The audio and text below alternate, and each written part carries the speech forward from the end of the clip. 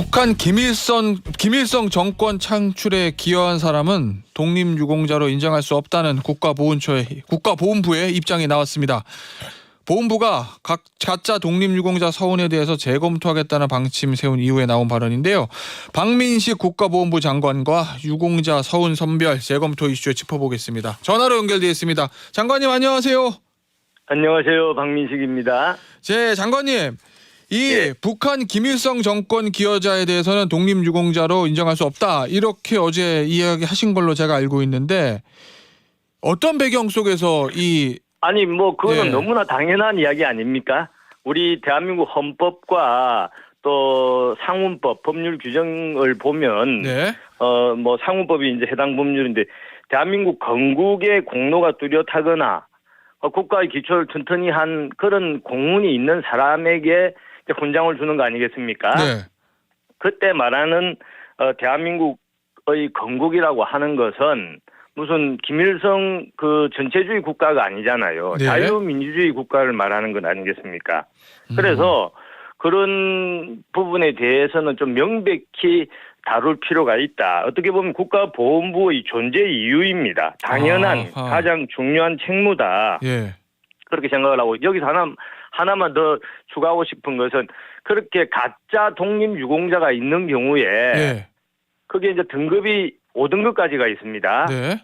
예를 들어 3등급을 예를 들면은 매월 거기 우리 국민 세금 그러니까 이제 그 보상금이죠. 네. 보상금이 매달 나갑니다. 거기에 수백만 원씩. 예.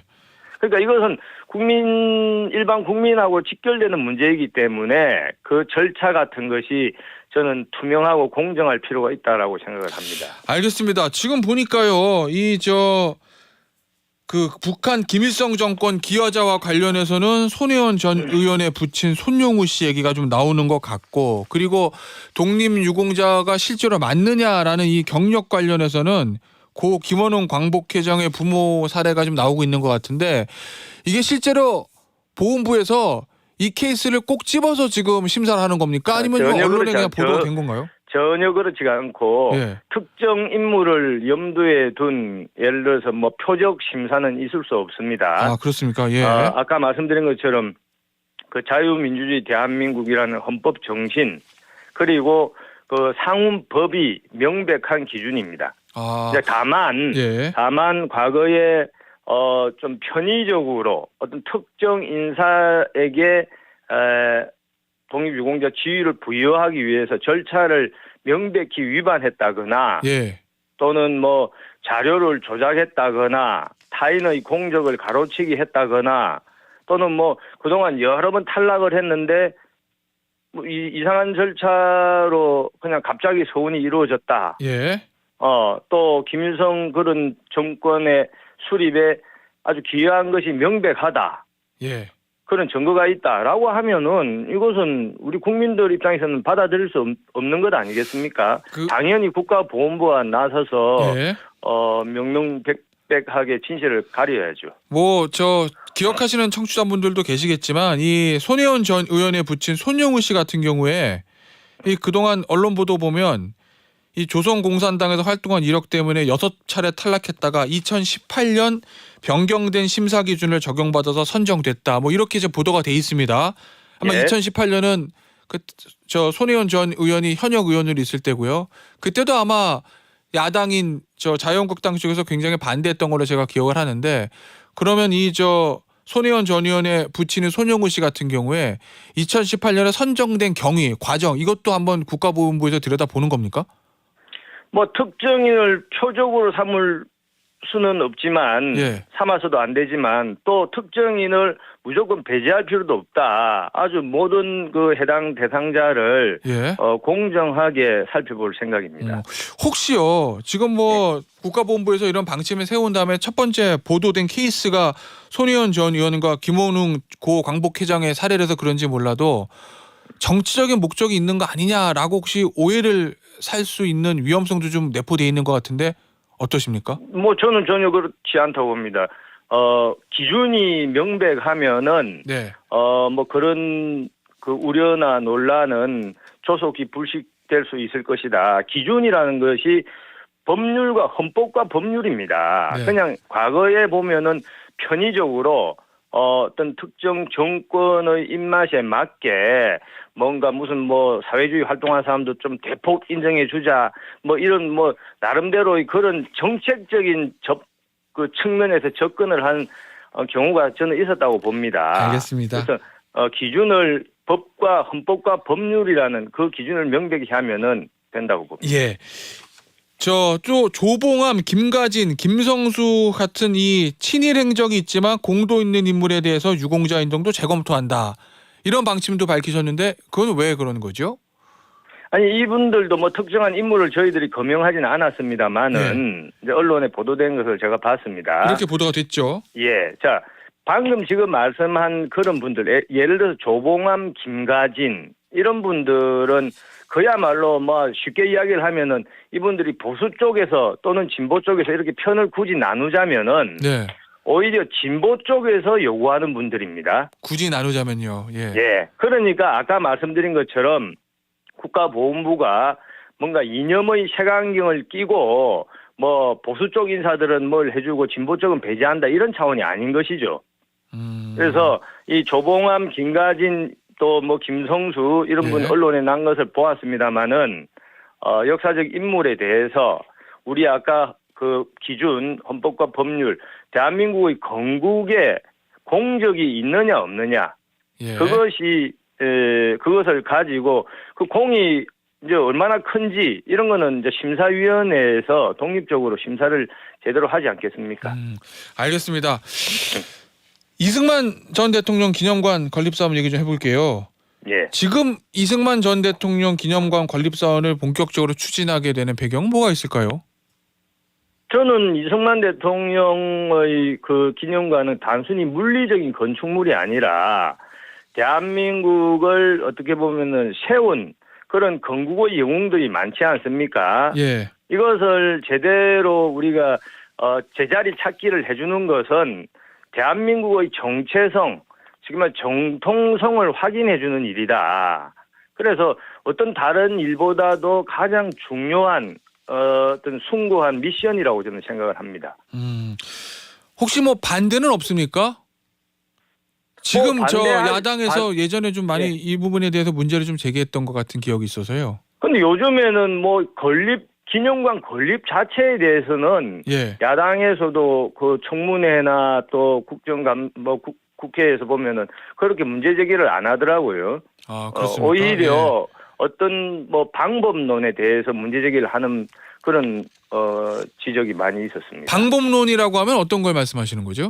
예를 들어서 뭐 이거를 왜 국가보훈부가 나서서 하냐, 행안부에서 해야 될 일 아니냐. 이제 이승만 대통령은 아시다시피 건국지사이면서 또 초대 대통령이지 않습니까? 네. 그래서 초대 대통령이라는 관점에서 보면은 이것은 행안부의 어떤 프로젝트가 되는 것이고, 건국지사라는 거기에 방점을 두면은 또 국가보훈부가 나설 그런 근거가 되는 것이죠. 자, 그런데 이 이승만 전 대통령의 기념관을 전액 정부 지원 예산이 아니라 국민 성금을 통해서 재원을 모으겠다, 뭐 이렇게 검토하고 있다는 걸로 알려졌는데 그 이유는 뭐가 있을까요? 이제 건립추진위원회가 최근에 구성되지 않았습니까? 예. 김황식 전 총리가 위원장을 맡은 걸로 알고 있습니다. 예, 저도 그렇게 알고 있습니다. 예. 이제 거기서 그런 결정을 뭐 한 거로 알고 있는데 아무래도 국민 성금을 거두게 되면은 그 기념관 건립의 정당성을 더 이렇게 확실하게 할 수 있다. 그래서 과거에도 김대중, 김영삼, 또 노무현 대통령, 박정희 대통령 이런 기념관을 건립할 때 건립추진위원회에서 국민 성금을 많이 그 모금을 했습니다. 아마 그런 경로를 따라가는 것 같습니다. 알겠습니다.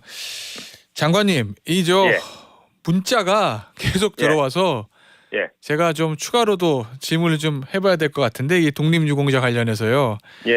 이 앞서 장관님 얘기하실 때 이 진영을 떠나서 헌법과 법률에 따라서 판단하는 거다, 뭐 이렇게 말씀 계속 하시지 않으셨습니까?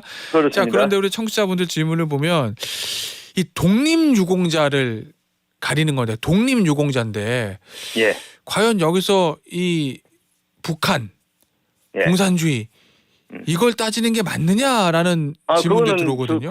그 청취자분이 지금 좀 잘못 오해를 하고 계신 것 같은데 예. 우리 대한민국의 독립운동이라고 하는 것은 독립지사들이 어떤 목적을 가지고 독립운동을 한 것 아니겠습니까? 네. 그 독립운동의 핵심은 우리 국민들이 자유롭게 하자, 자유로운 나라를 만들자는 거 아닙니까? 네.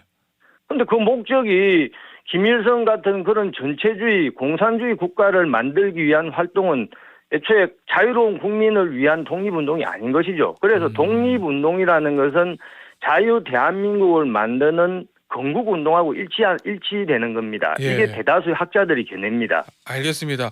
예. 또 하나 질문은 이런 질문이에요. 역시 독립유공자인데 예. 친일 논란 있는 사람을 다시 검토해서 서운을 한다는 것이 맞느냐 이런 질문도 있거든요. 이건 또 어떻게 보시나요? 그것도 마찬가지죠. 아까 말씀드린 대로 헌법과 법률에 대한민국의 건국을 위해 공이 있느냐 없느냐, 친일파가 아주 뚜렷하면은 대한민국 건국을 방해한 사람이지 않겠습니까? 예. 그런 사람을 독립유공자로 할 수는 없겠죠. 하지만 일부 친일 논란이 있더라도 공이 많으면은 서운을 추진할 수 있다 이런 취지인 건가요? 아니 그것은 제가 말할 수 있는 것이 아니고 심사위원회에서 독립적으로 뭔가 기준을 만들겠지만 제가 볼 때는 친일 행적이 뚜렷한 사람이고 또 친북 행적이 뚜렷한 사람이면은 자유 대한민국 건국을 위해서 노력한 사람이 아니기 때문에 당연히 독립유공자가 될 수 없을 것입니다. 알겠습니다. 주제를 좀 바꿔보죠. 우리 장관님 개인적인 정치적 미래에 대해서 좀 질문을 드려야 되겠는데 제 기억에 아마 장관 인사청문회 때도 여러 번 야당 의원으로부터 질문을 받으셨던 걸로 제가 기억을 합니다만 내년 4월에 총선 출마하시나요? 아니 저는 그 질문은 제가 하도 많이 들어서 네. 정말 저는 지금 대한민국에서 가장 중요한 것이 무슨 국방부도 또 산업부도 무슨 법무부도 아니고 저는 국가보훈부라고 생각을 합니다. 예. 대한민국의 정체성을 바로 세우는 일이 가장 중요하기 때문에 지금은 여기 신경 쓸 100% 여기 쓸 시간밖에 없습니다. 정말입니다. 설마 출마할 기회가 와도 전혀 출마하지 않으시겠다 이런 건 아니신 건가요? 아니 그 니즈라는 게 있지 않겠습니까? 니즈. 예. 제가 의지가 중요한 것이 아니라 예. 국민들이 또는 저를 응원해 주는 분들이 당신은 무슨 자리에 가는 게 참 역할을 잘한다. 네. 거기에 따르는 것이 정치인의 또는 공직자의 운명이라고 저는 생각을 합니다. 그러면 여의도 쪽에 니즈가 많다고 판단이 되면 출마할 수도 있다. 아니 판단이 되는 것이 아니라 네, 그럼 지역 구민이나 국민이 원한다면 출마할 수도 있다 이런 취지신 건가요? 장관님? 제가 국민이 원할 정도의 정치인은 아니고 그런 필요가 사람들이 있다라고 하면은 예. 또 그때 생각을 해볼 수 있지 않겠습니까? 그것은 공직이든 정치든 다 마찬가지라고 봅니다. 알겠습니다. 자, 정말 마지막 질문입니다. 문재인 전 대통령이 이 냉전적 사고에서 벗어날 필요가 있다. 냉정적 사고에서 벗어나지 못했다면서 윤석열 정부를 애들러 비판한 것으로 알려졌는데 이 문재인 전 대통령 발언은 어떻게 들으셨나요? 아니 저는 전혀 진짜 납득이 안 됩니다. 뭐냐면은 자유민주주의 대한민국 지키자라고 하는데 그것을 호전적이다, 반평화주의적이다 이렇게 낙인 찍는 아주 철진한 586 그 세력이 하는 그 프레이밍 전술 그런 수법이 연상되는데요. 네. 쉽게 말하면은 그러면은 지금 우크라이나 젤렌스키가 냉전적 그런 사고방식입니까? 아니 냉정한 국제 현실 속에서 어떤 제대로 된 대책을 내놓는 것이 중요하고 말로만 평화 타령하는 거 진짜 아무 소용없죠. 알겠습니다. 특히 비판을 하려면은 침략을 한 푸틴을 비판하고 6.25를 일으킨 김일성 비판하고 알겠습니다, 장관님. 이런 사람 비판해야 되는데 거꾸로 된 것이죠. 감사합니다. 국가본부의 박민식 장관이었습니다. 감사합니다.